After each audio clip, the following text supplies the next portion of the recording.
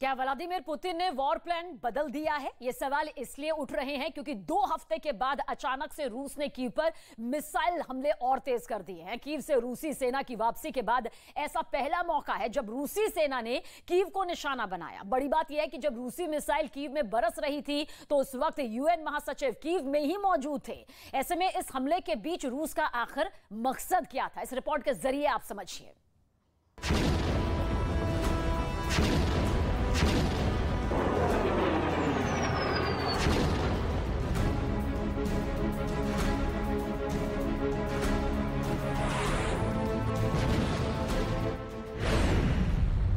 Moscow में victory day parade की तैयारी शुरू।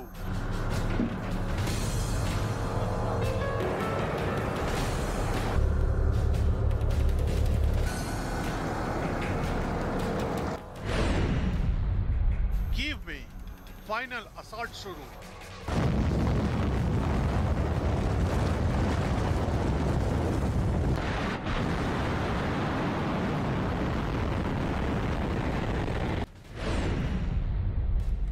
मॉस्को की रेड स्क्वायर पर जश्न की तैयारी।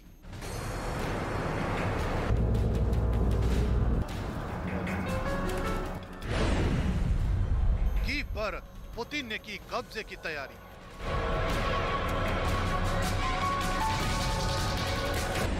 मॉस्को में 9 मई को विक्ट्री डे परेड की तैयारी चल रही है। टैंक, बख्तरबंद गाड़ियां और मिसाइल रेजिमेंट परेड की तैयारी के लिए शहर में घूम रहे हैं। हजारों सैनिक, गाड़ियां और एयरक्राफ्ट नाजियों पर जीत का जश्न मनाने के लिए 9 मई को विक्ट्री परेड की तैयारी में जुट गए हैं।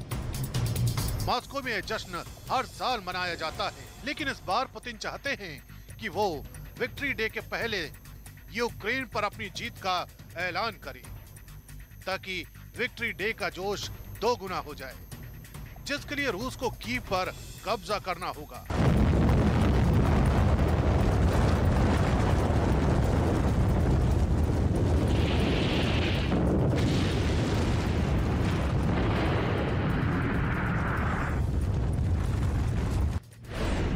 यही वजह है कि मॉस्को से करीब 900 किलोमीटर दूर कीव पर रूस ने एक बार फिर बमबारी शुरू कर दी है।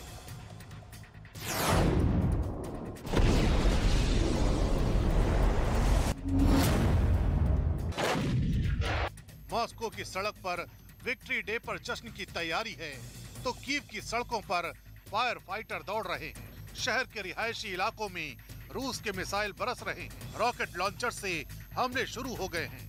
ये हमले तब शुरू हुए हैं जब कीव में संयुक्त राष्ट्र संघ के अध्यक्ष एंटोनियो गुटेरेस मौजूद थे।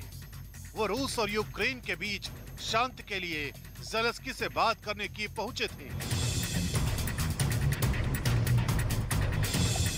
रूसी मिसाइल जब कीव पर बरस रही थी, ठीक उस समय एंटोनियो गुटेरेस कीव से कुछ दूरी पर एक छोटे से शहर में जंग से हुए नुकसान का सर्वे कर रहे थे। वो कीव और उसके आसपास के इलाकों में जाकर लोगों से उनकी दुख और परेशानियों को साझा कर रहे थे। हमले के बाद यूएन चीफ हैरान थे, जबकि ज़ेलेंस्की ने रूस पर यूनाइटेड नेशंस जैसी संस्थाओं को अपमानित करने का आरोप लगाया। Сьогодні маємо серйозні новини для нашої держави, для нашого захисту. По-перше, Сполучені Штати Америки підготували новий пакет підтримки для України на 33 мільярди доларів. Зокрема, більше 20 можуть піти на оборону, ще більше 8 мільярдів доларів заплановані на економічну підтримку.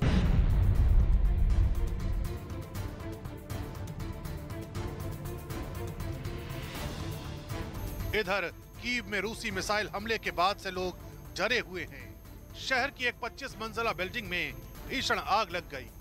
रिहायशी इमारत के 2 फ्लोर पूरी तरह तबाह हो गए। वहां एक साथ कई इमारतें आग में जलती हुई नजर आईं। इसके साथ ही चारों तरफ धुएं का गुबार फैलता हुआ दिखाई दिया। इन हमलों के थोड़ी देर बाद वहां आग को बुझाने का काम शुरू किया गया, जिसके लिए दमकल की कई टीमें लगाई गईं, क्योंकि आग एक जगह नहीं बल्कि कई जगहों पर लगी थी। कुछ इलाकों में इस काम के लिए दमकल कर्मियों को हाइड्रोलिक क्रेन की भी मदद लेनी पड़ी। बताया गया कि राहत और बचाव दल ने इन हमलों के बाद कई लोगों को जलती हुई इमारतों के बाहर निकाला। इस दौरान दर्जन भर लोगों के घायल होने की भी खबर है।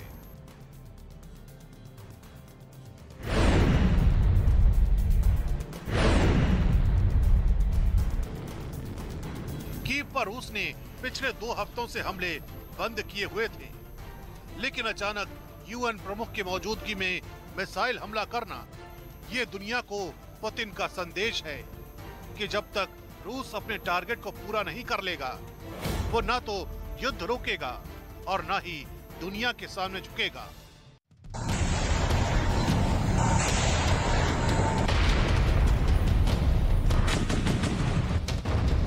इधर रूस ने एक बार फिर अपनी रणनीति में बदलाव करते हुए डोनबास के डोनेस्क और लुहांस्क में भी हमले तेज कर दिए हैं। इन हमलों का मतलब एक ही है, किसी भी कीमत पर 9 मई यानी विक्ट्री डे के दिन यूक्रेन पर जीत का ऐलान करना। और यूक्रेन पर रूस के हमले और भी ज्यादा तेज हो गए हैं, बेहद तेजी के साथ हो रहे हैं। रूस की सेना यूक्रेन में जगह जगह जबरदस्त हमले कर रही है। रूसी सेना के निशाने पर यूक्रेन के कई बड़े शहर हैं जिन पर रूस पूरी तरह अपना झंडा लहराना चाहती है, पूरी तरह से काबिज होना चाहती है। वो कौन से शहर हैं जहां सबसे ज्यादा बर्बादी मची हुई है, मैप के जरिए अब आपको दिखाने जा रहे हैं। ये पूरा मैप यहां पर आप गौर से देखिए। देखिए ये जो सफेद हिस्सा आप देख रहे हैं ये पूरा यूक्रेन है, जो ये पूरा ऑरेंज हिस्सा देख रहे हैं वो रूस का है। लेकिन वो कौन से शहर है? खैरसोन जहां पर तबाही मची हुई है, पोप्साना का जिक्र कर ले, मारियोपोल का अगर जिक्र कर ले, खार्किव को आप देख लीजिए, इज्यूम जो कि सटा हुआ है, रुबीजे जहां पर लगातार हमले यहां पर और भी तेज हो गए, और उसके बाद डोनेस्क, साथ ही सेवरा डोनेस्क। ये वो इलाके हैं, ये वो शहर हैं जो बड़े शहर हैं जहां से आर्थिक तौर पर, सांस्कृतिक तौर पर, राजनीतिक तौर पर, सामाजिक तौर पर मजबूती यूक्रेन को मिलती रही है और इन्हें निशाना किस तरह से रूसी सेना बना रही है। और ये वो शहर है जहां से सबसे ज्यादा बर्बादी की तस्वीरें सामने आ रही है। तो जंग में देखिए किस तरह से महाजंग तब्दील हुई है। यूक्रेन के सारे शहर निशाने पर है, लेकिन ये शहर सबसे ज्यादा निशाने पर है और यही वजह है कि यहां से सबसे ज्यादा बर्बादी की तस्वीरें सामने आई हैं। इस वक्त की बड़ी खबर आप तक पहुंचा दें, रूस की सेना यूक्रेन के नए इलाकों पर भी हमले तेज करती जा रही है। यूक्रेन के डोनेट्स्क ओब्लास्ट इलाके के लेमान रेलवे स्टेशन पर रूसी हमले के बाद भयंकर आग लग गई। आग की तस्वीरें सामने आई, तस्वीरें भी इस वक्त आपको दिखाने जा रहे हैं। लेमान स्टेशन पर रेल रोड कार में यह आग लगी, आपको दिखाई दे रही होगी। रेल रोड कार के साथ ही रेल पटरियां और वहां रखे सामान में भी आग लग गई। चारों तरफ देखिए किस तरह से आग का ये गुब्बार नजर आ रहा है। भीषण लपटें यहां पर तबाही बरपाती नजर आ रही होंगी।